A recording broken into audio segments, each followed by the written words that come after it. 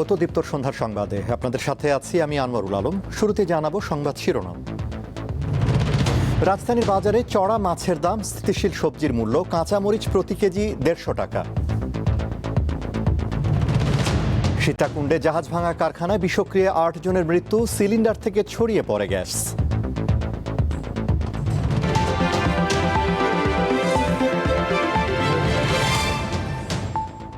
এবারে বিস্তারিত। রাজধানীতে স্থিতিশীল রয়েছে সবজির দাম। কাঁচামরিচের ঝালও অনেকটা কমে বিক্রি হচ্ছে কেজিতে 150 টাকায়, আর আগের চড়া দামে বিক্রি হচ্ছে মাছ। রাজধানীর কারণ বাজারে ক্রেতা সমাগম একটু বেশি ঘটে কম দামে পণ্য কিনতে, কিন্তু আসলেই কি তাই? কারণ বাজার একটু কম, কারণ বাজার যদি চিন্তা করেন, কারণ পাইকারি এলাকাতে এখানে দেখা যায় আপনার 10-20 টাকা কমে পাবেন, কিন্তু এলাকা নেন ওখানে আরো 20 থেকে 30 থেকে 40 টাকা পর্যন্ত কেজিতে বেশি যায়। এই ক্রেতার মতো অনেকেই আসেন শুক্রবার ছুটির দিনে বাজার করতে। তবে দাম নিয়ে সন্তুষ্টি কি সবার মধ্যে রয়েছে? টাকা তো একই, বাজার তো একই আছে, কিন্তু হলো যে আমরা বাজার করতে যখন আসি তখন টাকা কুলায় না আর কি। সবজির কথা যদি বলতে হয়, তবে মৌসুমে যা পাওয়া যাচ্ছে সেগুলোর বেশিরভাগের দাম 60 থেকে 80 টাকার ঘরে। যেমন করলা, মুখী কচু, পটল কিংবা ঢেঁড়স। সেঞ্চুরি হাঁকিয়েছে বেগুন ও বরবটি। পেঁপে আছে 30 টাকা, পটল আছে 60 টাকা, আপনার গোল বেগুন 120 টাকা, আপনার ওই কাঁকরোল 60 টাকা, উস্তা 80 টাকা, ছড়া 60 টাকা, ভেন্ডি 40 টাকা, শসা আজকে একটু বাড়তে 80 টাকা। চাল, ডাল ও তেলের মূল্য এখনও স্থিতিশীল রয়েছে। অন্যান্য চাল ডাল যা আছে ওগুলো মোটামুটি আলহামদুলিল্লাহ দাম আছে। তেলটাও দাম বাড়ে নাই, ওইভাবে আছে। এই সপ্তাহে আদার দাম কিছুটা কমলেও পেঁয়াজ রসুনের দামে বড় কোনো পরিবর্তন নেই। আদার দাম একটু কম আর কি, 20 টাকা কমছে। গত সপ্তাহ আসলে 180, সপ্তাহ হয়েছে 150-60 এরকম বেচতে আছে। আর পেঁয়াজ আছে 50 টাকা, গত সপ্তাহ 50 টাকাই ছিল, সেম আছে। রসুনের দামও কমে নাই, রসুনের দাম গত সপ্তাহ যেরকম এই সপ্তাহ এরকমই আছে। সরবরাহ কম থাকায় সব ধরনের মাছই বিক্রি হচ্ছে চড়া দামে। প্রতি কেজি ইলিশ কিনতে গুনতে হচ্ছে সর্বোচ্চ 2400 টাকা পর্যন্ত।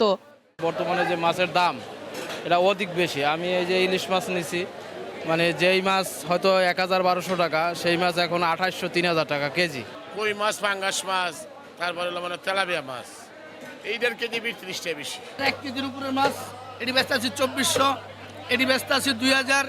বাজারে এ সপ্তাহে গরুর মাংস বিক্রি হচ্ছে প্রতি কেজি 800 ও খাসির মাংস 1250 টাকায়। সঞ্জিতা প্লাবনী, দীপ্ত সংবাদ, ঢাকা। চট্টগ্রামের সীতাকুণ্ডে একটি জাহাজ ভাঙার ইয়ার্ডে পুরনো জাহাজ কাটার সময় বিষাক্ত গ্যাসে 8 শ্রমিকের মৃত্যু হয়েছে। অসুস্থ হয়ে পড়েছেন আরও 10 জন। ফায়ার সার্ভিস বলছে শ্রমিকরা পর্যাপ্ত সুরক্ষা সরঞ্জাম ছাড়াই কাজ করছিলেন। একটি গবেষণা প্রতিষ্ঠান জানিয়েছে গত 10 বছরে সীতাকুণ্ডের এই জাহাজ ভাঙার শিল্পে দুর্ঘটনায় অন্তত 135 জন শ্রমিক প্রাণ হারিয়েছেন।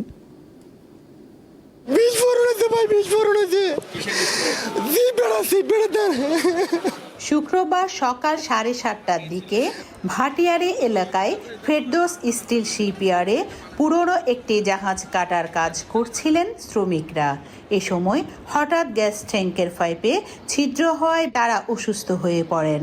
পরবর্তীতে ফায়ার সার্ভিস এবং স্থানীয়দের যৌথ চেষ্টায় শ্রমিকদেরকে উদ্ধার করা হয়। সেখানে 3 জনের মৃত্যু হয়। চট্টগ্রাম মেডিকেল কলেজ হাসপাতালে নেয়ার পর আরও 5 জনকে মৃত ঘোষণা করেন চিকিৎসকরা। জাহাজ তো প্রায় কাটা শেষ, ওটা লাস্ট ট্যাঙ্কি, ওই ট্যাঙ্কিটা মনে করেন কাটতে ধরছে, আর ওই গ্যাসগুলো সম্পন্ন আছে এই রুমে আক্রমণ করছে। আমার মনে হয় এটা আমার তো দুই ভাই একসাথে মরে গেছে ভাই। তোর মধ্যে আমার ভাইও আছে, মামাতো ভাইও আছে, তো এটা শুনে চলে আসছি। ইনজুরিও ছিল, আবার হয়তো ওই যে যেটা গ্যাসটা যেটা বিস্ফোরণ হয়েছে ওইটা ইনহেলেশনও ছিল। হ্যাঁ, দুইটা হইতে পারে, পরবর্তীতে আমরা জানতে পারবো। ফায়ার সার্ভিস বলছে পর্যাপ্ত সুরক্ষা সরঞ্জাম ছাড়া শ্রমিকরা ট্যাঙ্কের কাছে যাওয়ায় এই প্রাণহানির ঘটনা ঘটেছে। এইসব জাহাজ কাটিং এর আগে এটা আপনার এই ক্লোরিন বা কার্বন মনোক্সাইড গ্যাস যাতে এখানে উৎপন্ন না হয়, এটা যে ইয়েগুলো আছে, গাছ যেগুলো আছে সেগুলো সাধারণত ফ্রি করে কাটতে হয়। পাইপে যে গ্যাসগুলো জমে আছে, শ্রমিকরা কাজ করার সময় এই গ্যাসে আক্রান্ত হয়ে মারা গেছে। অসুস্থ শ্রমিকদেরকে দেখতে দুপুরে চট্টগ্রাম মেডিকেল কলেজ হাসপাতালে ছুটে যান অর্থ ও পরিকল্পনা মন্ত্রী। তিনি সার্বিক বিষয়ে খোঁজ খবর নেন। তদন্ত কমিটি হতে যাচ্ছে এবং তদন্ত কমিটির রিপোর্ট এর পরিপ্রেক্ষিতে ব্যবস্থা নেওয়া হবে, প্রয়োজনীয় যা যা করা তা করা হবে। প্রত্যেক পরিবারকে ওরা 10 লক্ষ টাকা করে, আমরা বলেছি ওদেরকে কম্পেনসেশনের কথা, ওরা 10 লক্ষ টাকা করে প্রত্যেক ফ্যামিলিকে দেওয়া হচ্ছে। তো সরকারের পক্ষ থেকে আমরা কিছু দেব। চট্টগ্রামের সীতাকুণ্ডে জাহাজ ভাঙা শিল্পে গত 10 বছরে দুর্ঘটনায় কমপক্ষে 135 জনের প্রাণহানি ঘটেছে বলে জানিয়েছে Bangladesh institute of labour studies. Runa Ansari, Deepto Songbad, Chittagong. তীব্র গ্যাস সংকটে বিপর্যস্ত নরসিংদীর জনজীবন। পরিবহন, বাসাবাড়ি থেকে শুরু করে শিল্প কারখানায় দেখা দিয়েছে গ্যাস সংকট। এরই মধ্যে গ্যাসের অভাবে বন্ধ হয়ে গেছে তৈরি পোশাক সহ বেশ কিছু কলকারখানার উৎপাদন। এতে উৎকণ্ঠার অসন্তোষ দেখা দিয়েছে সাধারণ মানুষের মাঝে। বাসাবাড়িতে গ্যাস নেই, তাই দিনের বেশিরভাগ সময় জ্বলছে না চুলা। সঠিক সময়ে রান্না করতে না পেরে দুর্ভোগ পোহাতে হচ্ছে বেশিরভাগ মানুষের। এই চিত্র নরসিংদী জেলার। গ্যাস তো থাকে না, গ্যাস আসে 3টা বা 2টার পরে গ্যাস একটু পাওয়া যায়। সমস্যার কারণে আমার বাচ্চারা আমি ঠিক মতো খাবার দাবার করে খাওয়াতে পারতেছি না। শুধু বাসাবাড়ি নয়, সিএনজি ফিলিং স্টেশনগুলোর অবস্থাও খারাপ।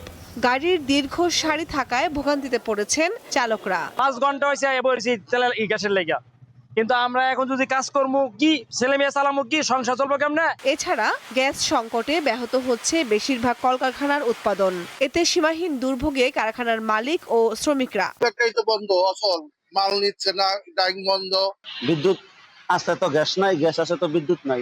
গ্যাসের কারণে মিল মেশিন বন্ধ থাকে, মিল বন্ধ হয়ে যায়, তাইলে আমগর সংসার আমরা চালাইতে অনেক অসুবিধা হয়ে যায়। দেশের কাপড়ের চাহিদার প্রায় 70% আসে নরসিংদীর তৈরি কাপড় থেকে। জেলার টেক্সটাইল, ডাইং ও স্পিনিং মিলের সংখ্যা 3000-এর বেশি। বিদ্যুৎ বিপর্যয় ও গ্যাস সংকটে উৎকণ্ঠায় ব্যবসায়ীরা। আমার ডাইং প্রিন্টিং মিলসের ভিতর প্রায় আজকে 2 সপ্তাহ যাবত গ্যাসের কোনো চাপ পাচ্ছি না, স্বল্প চাপ, যা দিয়ে আমরা প্রোডাকশন করতে পারতেছি না। যেখানে পূর্বে গ্যাস এখানে আমাদের ইনেস ছিল 30 PSI থেকে 25 PSI এবং আমরা জেনারেটরগুলো চালাই 15 PSI-তে, সেইখানে আমরা পাচ্ছি এখন ইনে 30-এর জায়গায় 3। তিতাস কর্তৃপক্ষ জানিয়েছে বর্তমানে জেলার চাহিদার তুলনায় অর্ধেক গ্যাস সরবরাহ রয়েছে। এর মধ্যে ঘোড়াশাল, পলাশ, ইউরিয়া সার কারখানায় অগ্রাধিকার ভিত্তিতে গ্যাস সরবরাহ করা হচ্ছে। ফলে সিএনজি স্টেশন, কারখানা ও বাসাবাড়িতে গ্যাসের সংকট দেখা দিয়েছে। সংযোগের জন্য আমরা রেগুলার মোবাইল করতেছি মাসে 4টা থেকে 5টা। এটা যে আমি যতটুকু জানি যে বাড়ি থেকে স্টাফরা আসছেন, মহাসড়কে কাজ করছেন, আশা করি দ্রুত এটা সংকটটা সমাধান হবে। তিনি জানান, মহেশখালীর ভাসমান এলএনজি টার্মিনালের কারিগরি সমস্যার সমাধান হলে কেটে যাবে গ্যাস সংকট। আমরুন নাহার, দীপ্ত, বার্তাকক্ষ। এদিকে গ্যাস সংকট দেখা দিয়েছে ব্রাহ্মণবাড়িয়ার ফিলিং স্টেশনগুলোতে। বৃহস্পতিবার রাত থেকে ফিলিং স্টেশনগুলোতে গ্যাস সরবরাহ বন্ধ রয়েছে। এতে ভোগান্তিতে পড়েছেন যানবাহন চালকরা। কবে নাগাদ গ্যাস সরবরাহ স্বাভাবিক হবে তা জানাতে পারেনি ফিলিং স্টেশন কর্তৃপক্ষ।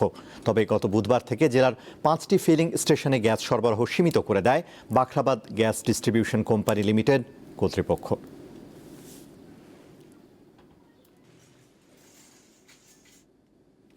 এবার থাকছে উদ্দীপ্ত যা কিছু ভালো ও উদ্দীপনার।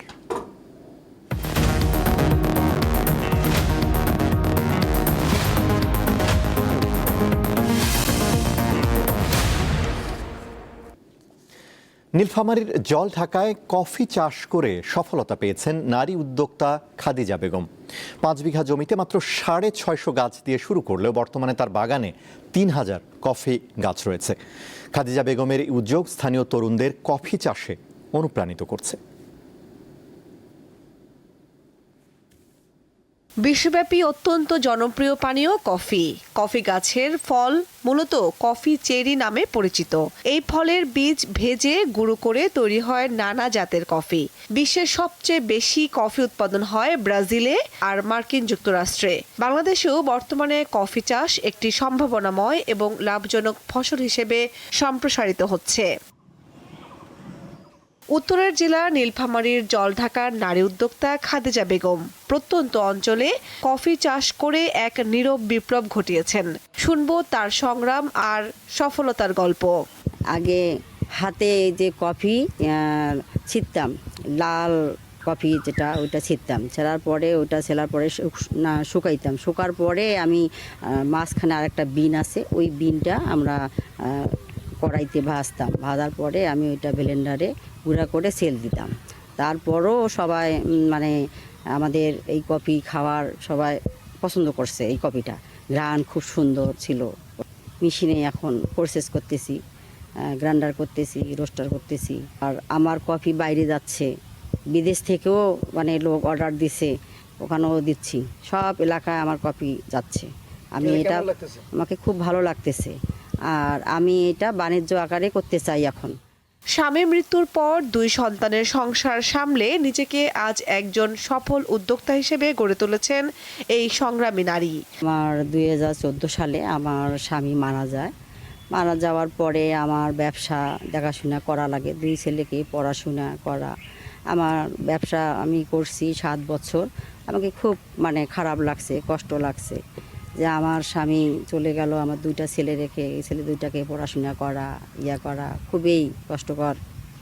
তারপরে আমার ছেলে ঢাকায় পড়াশোনা করতো। ও বলতেছে, আম্মু আমি আমাদের পরিত্যক্ত জমি বা বাড়ির আশপাশে যেগুলো আছে ওগুলাতে বাগান লাগাই। ঠিক আছে বাবা, তুমি লাগাও, আমি দেখব। তার অসামান্য সাফল্যের স্বীকৃতি স্বরূপ জাতীয় পর্যায়ে জয়িতা পুরস্কার সহ বিভিন্ন সম্মাননা পেয়েছেন খাদিজা বেগম। কামরুন নাহার, দীপ্ত, বার্তাকক্ষ। সাবেক প্রধানমন্ত্রী ও বিএনপির সাবেক চেয়ারপারসন খালেদা জিয়ার 82তম জন্মদিন আগামীকাল শনিবার। এ উপলক্ষে দলের পক্ষ থেকে বেশ কিছু কর্মসূচি ঘোষণা করা হয়েছে। রাজধানী নয়াপল্টনে কেন্দ্রীয় কার্যালয়ে ব্রিফিংয়ে কথা জানান দলটির জ্যেষ্ঠ যুগ্ম মহাসচিব রুহুল কবির রিজভী। তিনি জানান, ঢাকা সহ দেশব্যাপী দলীয় কার্যালয় এবং মসজিদে মিলাদ ও দোয়া মাহফিল অনুষ্ঠিত হবে। এছাড়া বেলা 11টায় বিএনপি চেয়ারপারসনের গুলশান কার্যালয়েও দোয়া মাহফিলের আয়োজন করা হয়েছে। সংবাদ সম্মেলনে এক প্রশ্নের জবাবে তিনি জানান, দলের সিদ্ধান্তে নতুন মহাসচিব করা হবে।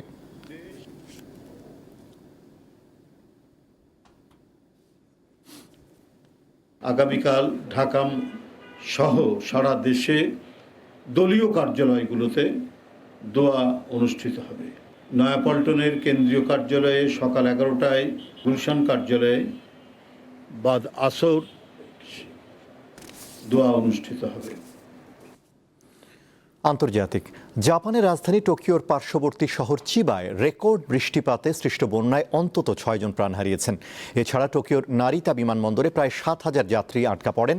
দেশটির আবহাওয়া অফিস জানায়, বৃহস্পতিবার থেকে চিবা শহরে বৃষ্টিপাত শুরু হয়। 24 ঘন্টায় কমপক্ষে 360 মিলিমিটারেরও বেশি বৃষ্টিপাতে শহরটিতে বন্যা পরিস্থিতি দেখা দেয়।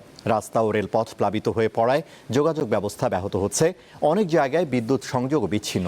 উদ্ভূত পরিস্থিতিতে শুক্রবার কিছু ফ্লাইট বিলম্বিত হলেও বাতিলের শঙ্কা নেই।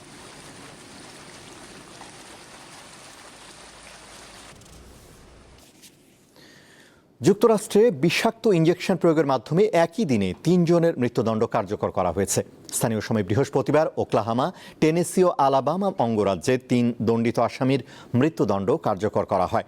2010 সালের পর এটি যুক্তরাষ্ট্রে একই দিনে 3 জনের মৃত্যুদণ্ড কার্যকরের প্রথম ঘটনা। এর মধ্য দিয়ে চলতি বছর যুক্তরাষ্ট্রে 22 আসামির মৃত্যুদণ্ড কার্যকর হলো। এতে করে দেশটিতে মৃত্যুদণ্ড দেয়া এবং তা কার্যকরে প্রাণঘাতী ইঞ্জেকশনের ব্যবহার নিয়ে পুরনো বিতর্ক আবারও সামনে এলো। দেশটির 50টি অঙ্গরাজ্যের মধ্যে 23টিতে এরই মধ্যে মৃত্যুদণ্ড প্রথা বিলুপ্ত। এছাড়া ক্যালিফোর্নিয়া, অরিগন ও পেনসিলভানিয়ায় এ দণ্ড কার্যকর করার উপর সাময়িক স্থগিতাদেশ জারি রয়েছে। অন্যদিকে মৃত্যুদণ্ড কার্যকর করার ক্ষেত্রে বিষাক্ত নাইট্রোজেন গ্যাসের ব্যবহারকে নিষ্ঠুর এবং অমানবিক পদ্ধতি হিসেবে আখ্যায়িত করে নিন্দা জানিয়ে আসছে জাতিসংঘ। শেষ করব দীপ্ত সন্ধ্যার সংবাদ। তার আগে সংবাদ শিরোনামগুলো জানাবো আরও একবার। রাজধানীর বাজারে চড়া মাছের দাম, স্থিতিশীল সবজির মূল্য, কাঁচামরিচ প্রতি কেজি 150 টাকা। সীতাকুণ্ডে জাহাজ ভাঙা কারখানায় বিষক্রিয়ায় 8 জনের মৃত্যু, সিলিন্ডার থেকে ছড়িয়ে পড়ে গ্যাস। ডারউইনে দ্বিতীয় দিন শেষে অস্ট্রেলিয়ার বিপক্ষে 153 রানে এগিয়ে বাংলাদেশ, তানজিদের সেঞ্চুরি।